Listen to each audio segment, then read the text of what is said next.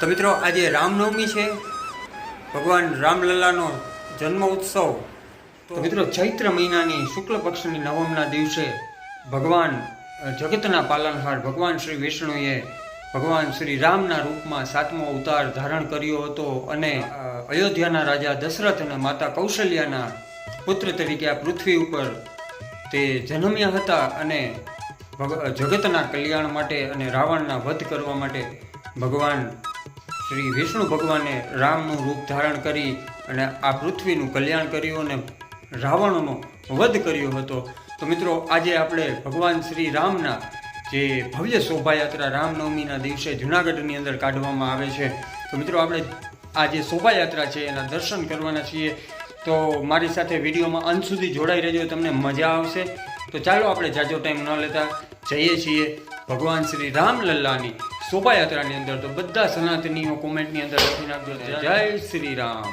ભવ્ય શોભાયાત્રા જૂનાગઢની અંદર પરંપરાગત રીતે કાઢવામાં આવે છે અને આ વર્ષ પણ અનેરા ઉત્સાહની સાથે આ શોભાયાત્રા કાઢવામાં આવે છે. તો ચાલો મારી સાથે જોડાઈ રહો વિડીયોના અંત સુધી. તો મિત્રો આપણે ફાઇનલી અત્યારે પહોંચી ગયા છીએ જે આ શોભાયાત્રા કાઢવામાં આવે છે એમજી રોડ ઉપર. ત્યાં કાળવા ચોકથી આગળ જતા આઝાદ ચોકવાળો જે રોડ છે ત્યાં ને આ રોડ આખો વાહનો માટે બંધ કરી દેવામાં આવ્યો છે. આડા બેરિકેડ રાખી દેવામાં આવ્યા છે અને તમે જોઈ શકો છો ટ્રાફિક. તો મિત્રો આ જૂનાગઢની અંદર કંઈક અલગ જ અંદાજની અંદર રામનવમીનું આયોજન કરવામાં આવે છે. અહીંયા તમે જોઈ શકો છો પાણી અને છાશ ને સ્ટોલ રાખવામાં આવ્યા છે. અને મિત્રો જૂનાગઢની આ મેઇન બજારમાં અત્યારે એક જ નારો છે જય શ્રી રામ જય શ્રી રામ. તો તમે પણ કોમેન્ટની અંદર લખી નાખો જય શ્રી રામ.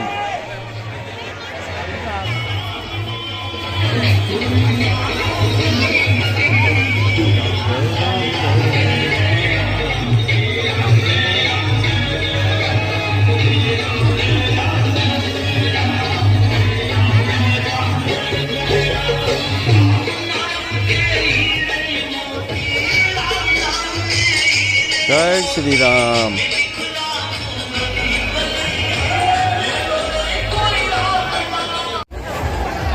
તો મિત્રો આપણે પહોંચી ગયા છીએ જે વણઝારી ચોકનો ગેટ છે એની સામે. અહીંયા ફૂલ ટ્રાફિક તમે જોઈ શકો છો કે સ્ટોલની અંદરથી ઝાડો નાખી રહ્યા છે કે વ્યવસ્થાના ભાગરૂપે થોડીક શાંતિ જાળવો અને રસ્તો રાખો. જય શ્રી રામ જય શ્રી રામ જય શ્રી રામ.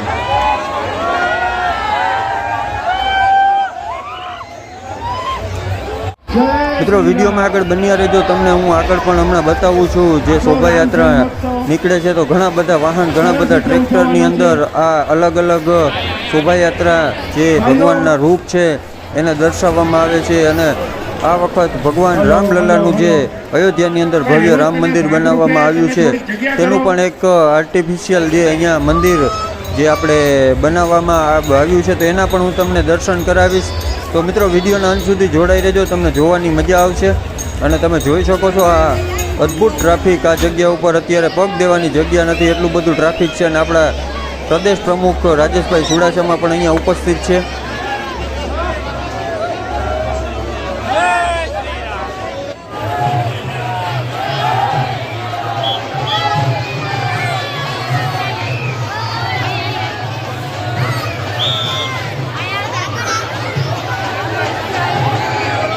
તો મિત્રો આપણે પહોંચી ગયા છીએ જે જૂનાગઢની અંદર આઝાદ ચોક આવેલો છે. તો અહીંયા હમણાં શોભાયાત્રા 2-5 મિનિટમાં જ પધારશે.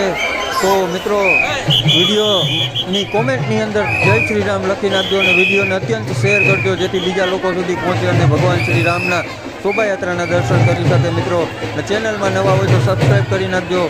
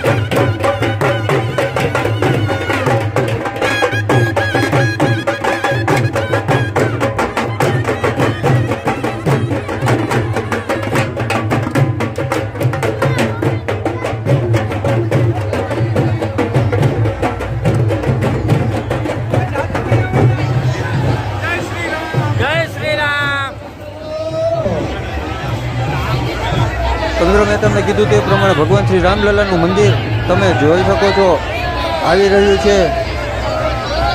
તો હરિઓમ ચેરિટેબલ ટ્રસ્ટ દ્વારા આ શોભાયાત્રાનું જે આ મંદિર છે એનું આયોજન કરવામાં આવેલું છે.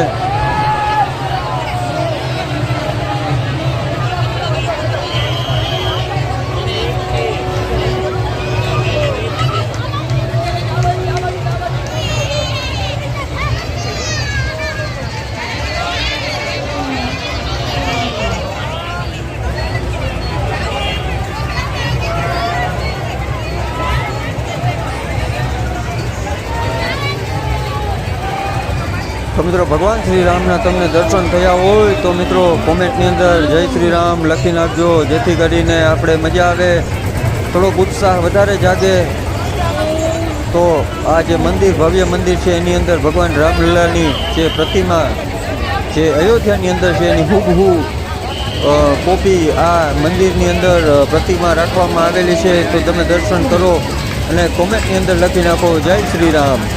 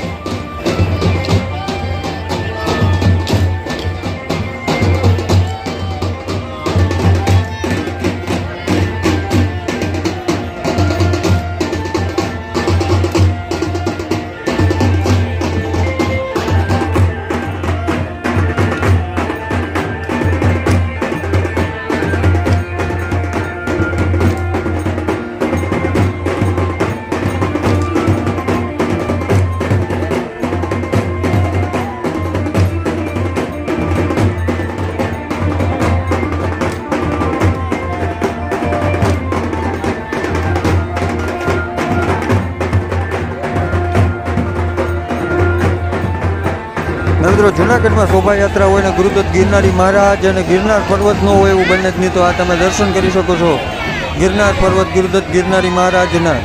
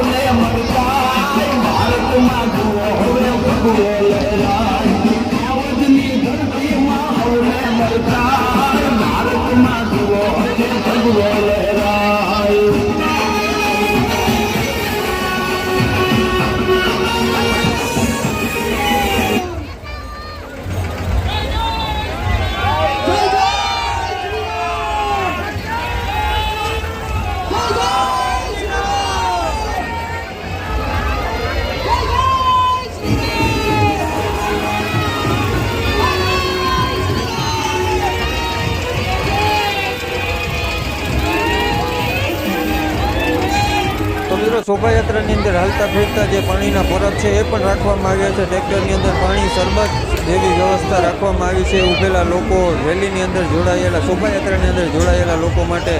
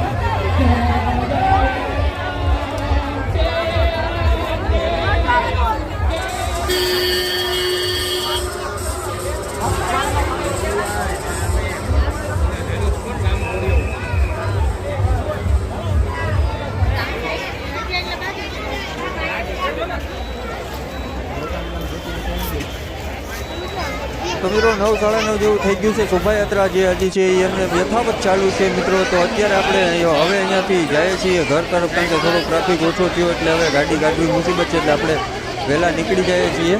અને તમને બતાવું રસ્તામાં કે ઝાંઝડા રોડ ઉપર ને બધું જે ભવ્ય શણગાર કરવામાં આવ્યો છે, રોડ રસ્તા સજાવવામાં આવ્યા છે.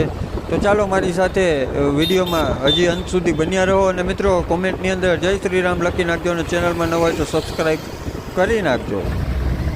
તો ફાઇનલી હવે આપણે જે શોભાયાત્રામાંથી બહાર નીકળી અને અત્યારે આપણે ઝાંઝડા રોડ જે જૂનાગઢની અંદર બધા રોડ જે રસ્તાઓ છે ત્યાં શણગારવામાં આવ્યું છે રામ ભગવાનના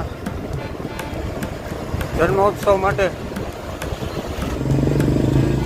અદ્ભુત શણગાર કરવામાં આવ્યો છે. આ ઝાંઝડા રોડ સિદ્ધેશ્વર મહાદેવનું મંદિર છે, ત્યાં તમે જોઈ શકો છો.